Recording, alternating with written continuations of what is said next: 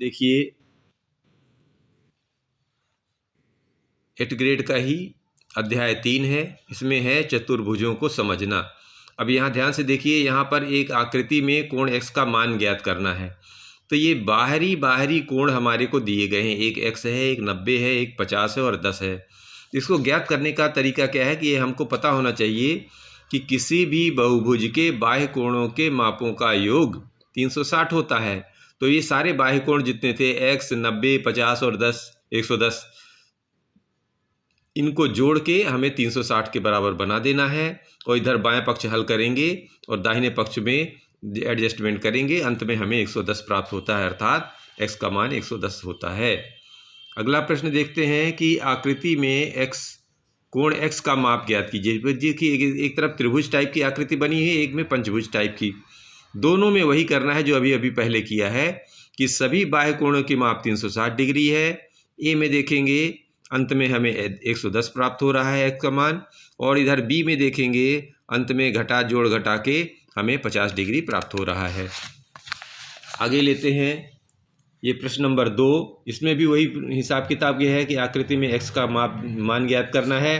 तो ध्यान से देखिए, ये सारे बहिष्य कोण माने गए हैं, तो तीनों को जोड़ने के बाद और हमें 360 मिलना चाहिए, और जोड़ घटा के हम देखते हैं कि अंत में x का मान 90 डिग्री प्राप्त हो गया है। और बी में दिया है, इसमें भी यही लगभग दिया हुआ है, और अंत में देखिए यहाँ पर x का मान ज्ञात किया है। तो सारी कोणों को जोड़ करके घटा देते हैं और अंत में हमें x का मान 60 डिग्री इसमें भी प्राप्त हो जाता है। अब देखिए इधर अगला प्रश्न है कि सम बहुभुज की भुजाओं की संख्या ज्ञात कीजिए जिसके प्रत्येक बाह्य कोण का मान 60 डिग्री है। तो इसका जो नियम होता है कि सम बहुभुज की भुजाओं की संख्या क्या होती है, 360 डिग्री बटे प्रत्येक बाह्य कोण का मान। तो 360 में 60 का भाग दे देने से हमें ये 6 प्राप्त हो जाता है। अगला प्रश्न है एक समबाहुभुज की कितनी भुजाएं होंगी यदि एक बाह्य कोण का माप 40 डिग्री हो। वही सूत्र जो ऊपर लगाया गया है उसमें भी 360 में 40 का भाग दे दीजिए, तो ये 9 भुजाएं प्राप्त हो जाती हैं।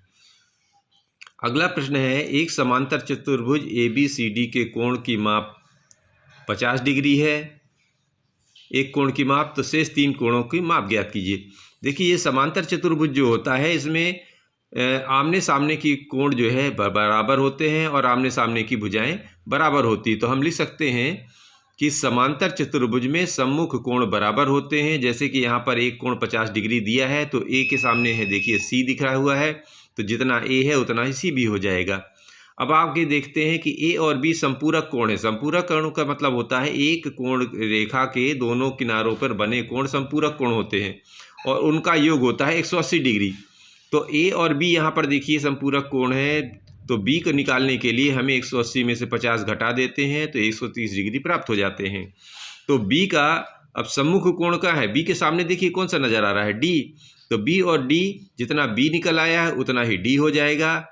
तो इस प्रकार हम देखते हैं कि तीनों कोण हमारे पास प्राप्त हो गए हैं कि जितना B है उतना ही D है, अर्थात B और D 130 डिग्री के और C हमारा 50 डिग्री हो जाता है।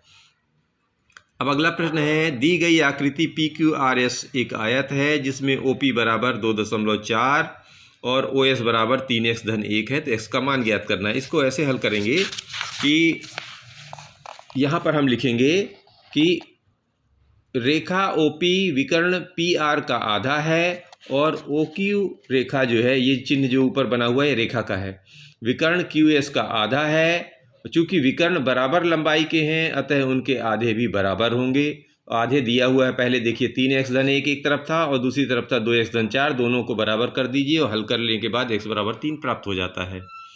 अगला प्रश्न है ABCD एक आयत है, x का मान ज्ञात करिए। तो यहाँ पर देखिए चारों कोनों पर x लिखे हुए हैं और चारों को जोड़ने पर हमारे को 360 डिग्री प्राप्त होता है। इस प्रकार अगर हम हल करें तो 4x में से भाग दे देंगे तो यह 90 डिग्री प्राप्त हो जाता है।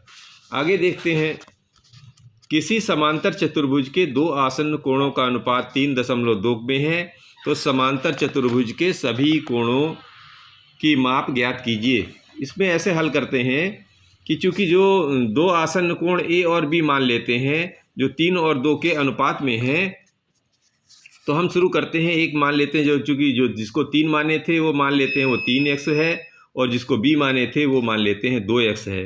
अब हम देखते हैं, चूँकि समांतर चतुर्भुज के आसन्न कोण संपूरक होते हैं। संपूरक का मतलब अगर उन दोनों को जोड़ दें तो 180 डिग्री होते हैं, अर्थात a और b को जोड़ दिया तो 180 डिग्री हो गया। a का मान अभी अभी हमने निकाला है 3x और b का मान निकाला है 2x, दोनों को जोड़कर बन गए 180। हल करने के बाद हमें प्राप्त, देखिए ये हमको मिल गया x का मान 36 डिग्री।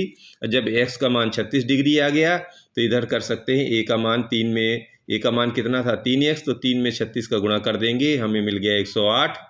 और इसी प्रकार b में 2x, b का मान 2x था, b में 2 में 36 का गुणा कर देंगे, 72 मिल गया।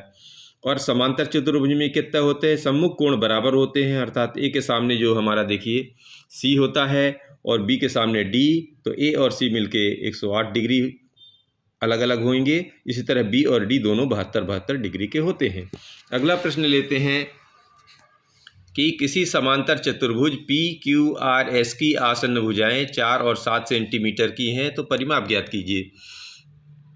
ये चतुर्भुज बना हुआ है सामने, तो इसको हल करने का तरीका ये है कि समांतर चतुर्भुज की सम्मुख भुजाएं बराबर होती हैं, तो जितना पी क्यू है उतना ही आर एस हो जाएगा। पी क्यू और आर एस देखिए कितना, जितना पी क्यू 7 था तो आर एस भी 7 हो जाएगा। क्यू आर यहाँ 4 दिया हुआ है तो यहाँ पी एस भी 4 हो जाएगा दोनों। और परिमाप क्या होता है, चारों को जोड़ देने पर परिमाप निकल आता है। तो हमने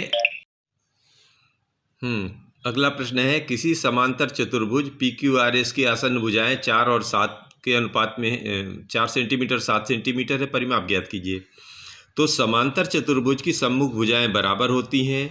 यहाँ पर पी क्यू आर एस को जो दोनों बराबर हो जाएंगे, क्यू आर और पी एस बराबर हो जाएंगे, दोनों 4-4 सेंटीमीटर हैं।